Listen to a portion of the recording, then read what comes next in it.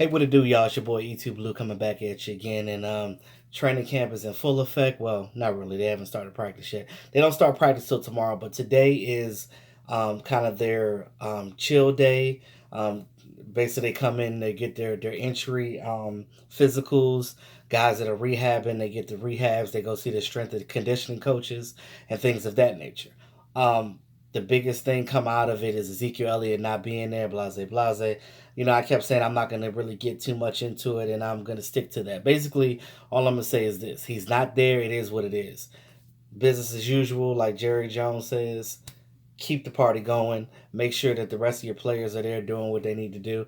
I'm just going to say real quick that I don't think it's beneficial that he's not there. I don't think that it's helping him get his contract with him holding out, for the simple fact that he's still under contract. And I understand that you want your money, bro. I get it. But there's other ways that you could go about it. You could have private conversations with Jerry Jones and Stephen Jones and try to figure some things out. But, whatever the case may be, I don't know. I mean, I get it. I don't play football in the NFL, so I don't, I'm not taking these hits. So, whatever the situation is, I know it's important to them to get their money. I get it. But again, I believe there's a better way of going about that. You still have a job to do. You still are expected to be there. Your other teammates are there. Dak Prescott makes way less money than you do, and he's there and not complaining. He knows he's going to get his contract, and you know that the Cowboys are going to sign you too. So for you to be holding out, I just think it's ridiculous right now. But that's all I'm gonna say about that. I'm not even gonna get into it. That's just how I feel. But nonetheless, it gives these younger guys the opportunity to get out there on the field and show what they can do. Because again, the whole purpose of preseason and stuff games is to see the younger guys. Zeke ain't gonna play regardless, so it doesn't matter.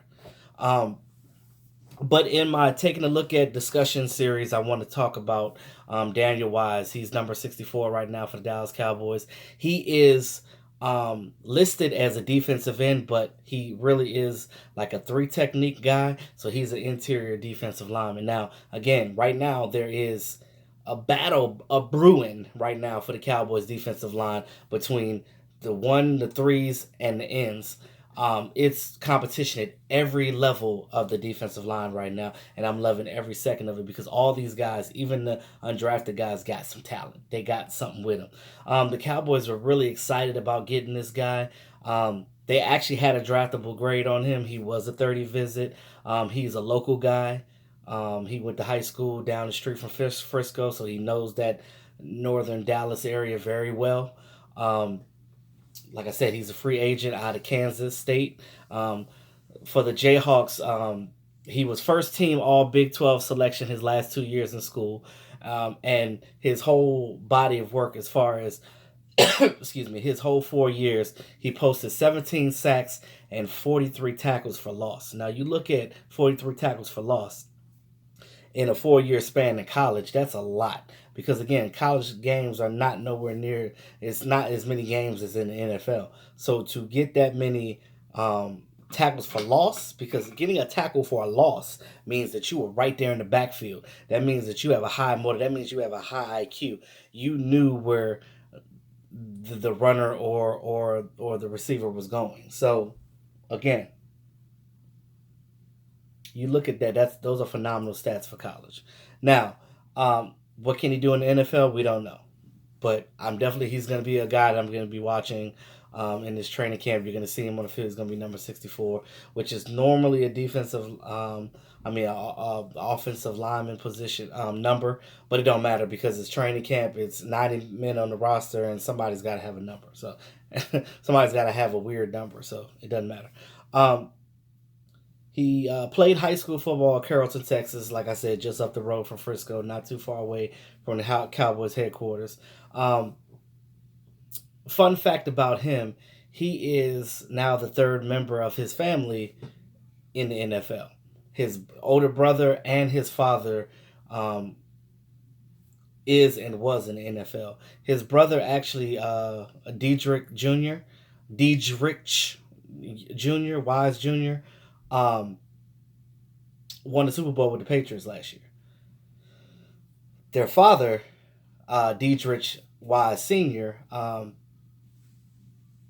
he was also a defensive lineman. He was drafted by the Seahawks in 1988 and he's been a coach for the last 20 some odd years, and he was also an assistant coach with the Arena Football League team, the Dallas Desperados, too. So he's been around and coaching and stuff like that. So Daniel Wise said himself, his dad has been his coach his whole life. So, him learning how to play the defensive line position all came from his father and stuff like that. And again, those good values that you have, you always trickle it down to your kids. And I know that when my son gets old enough to play sports, I'm definitely going to teach him everything I know as well, mentally and physically, which is a good thing. I love that. Um, he has initial quickness with the ball when the ball is snapped. Very, very quick guy off the ball, can get in the backfield. Like I said, he had 43 tackles for loss in 4 seasons with the Jayhawks. So that should tell you something about his quickness off the line.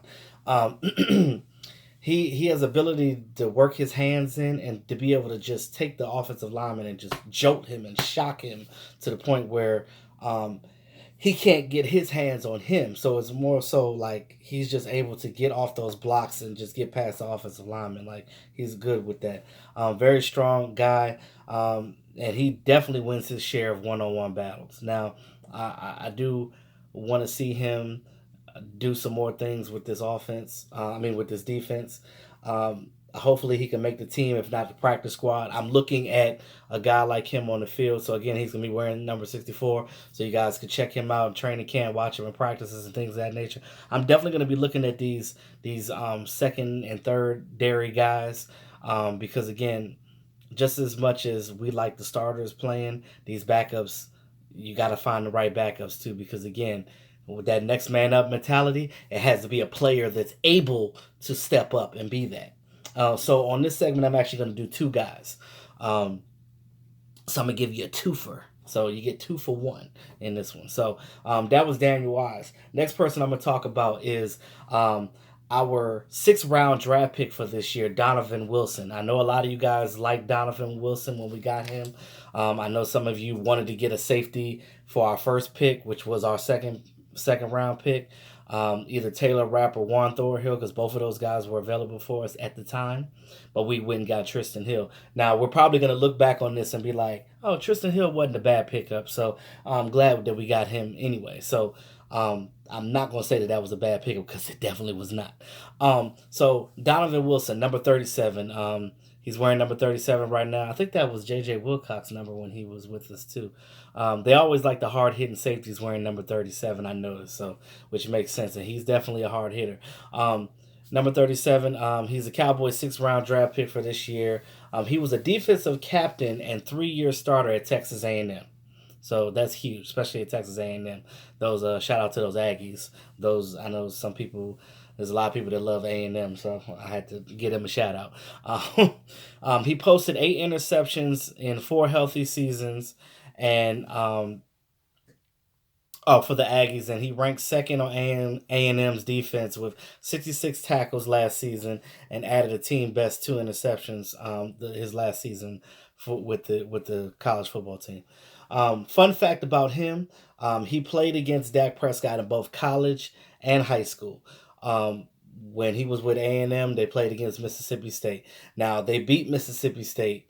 He got his payback. But when he was in high school, though, because he's a couple of years younger than Dak, so um, when he was in high school, he went to Woodlawn High School in Shreveport, Louisiana. Dak Prescott went to Hawkton High School down the road. Dak Prescott's team was much bigger than Donovan Wilson's team, and they were just dominating them. They were bigger, stronger, and faster. It was like David and Goliath out there. Donovan Wilson explained in interviews about how his high school team used to get crushed when Dak Prescott's team came around there, and it's just funny to see them now on the same NFL team. It's funny to see how life brings it. It's funny how life comes full circle and brings it back into the orbit. It's real funny how life works like that, because we see this in a lot of different situations, not just sports, but in life in general. I know you guys had situations where you knew somebody from back in the day and you reconnected with them through another person and things happen. It's crazy. It's just crazy how that happens. Then you guys just link up and click again. But for these guys to be on the same team is awesome now. I really like this guy Wilson. He has a very high IQ. He knows the game. He's a fast learner. You teach him something, he's going to get it like this. Really strong safety, like I said, sure tackler, and he's really physical, really physical. He's going to hit you. He's like a J.J. Wilcox type of guy. Um, but again, when it comes to draft picks, we know the Cowboys like to try to keep their draft picks. They very seldom will cut a draft pick, but he still has an uphill battle because he's battling with guys like Kayvon Frazier, George Iloka, and Darian Thompson. Now, Darian Thompson, he can more than likely, if he plays well, he can take Darian Thompson's spot. But I'm pretty sure that Kayvon Frazier and George Iloka is going to make this team as the veteran safeties. Notice I didn't mention Jeff Heath because Jeff Heath has that number one spot. Whether you like it or not, that's Jeff Heath's spot. That ain't going nowhere. So he's battling with those guys, not Jeff Heath. Jeff Heath's spot is solidified. Now, Kayvon Frazier, you can might as well say it's solidified too. I heard somebody say that Kayvon could be on the bubble. I don't believe so. And I'm not saying that because he's my frat brother. I'm saying that because he's a core special teamer. And again, when you're a core special teamer and you have more than one way to give to a team, they're more than likely going to keep you. They're not giving up on that. So Kayvon ain't going nowhere. I'm gonna tell you that, and I don't think George Iloka is either. So we haven't really seen much of him, but we will see in preseason these preseason games and see how to match up. Now, if Donovan Wilson comes out here in these preseason games and he starts lightening up and doing some things, and when the lights come on, he shows improves and he starts tackling and maybe getting interceptions and sure tackling these guys and making sure that they don't get past him for the touchdown. It's quite possible that they'll figure something out. Darian Thompson, he'll take his spot and Darian Thompson will be gone. So it's not too far fetched for him because, like I said, he's a 6th-round pick. He's going to get the benefit of doubt, and he's going to get all the chances to succeed. So those are the two guys that I had today. Gave you a twofer. I might give you a twofer tomorrow before we go to Redskins training camp. So again, tomorrow we're going to Redskins training camp. That's going to be interesting. That's an hour and a half, almost 2-hour drive from where we are. So we'll figure that out. So, but we're gonna have fun though. You know, when I get with Mark and them, it's always a fun time. We're gonna be acting a damn fool. But with that being said, y'all, appreciate all my subscribers. Those of you that are new to the channel, go ahead and hit that subscribe button. Don't be shy. Tap that notification bell so you get this content and all the videos in the series that I do. And then if you miss some of them, just go back and check them out. It's your boy E2 Blue, always keeping it real. Talk to y'all later.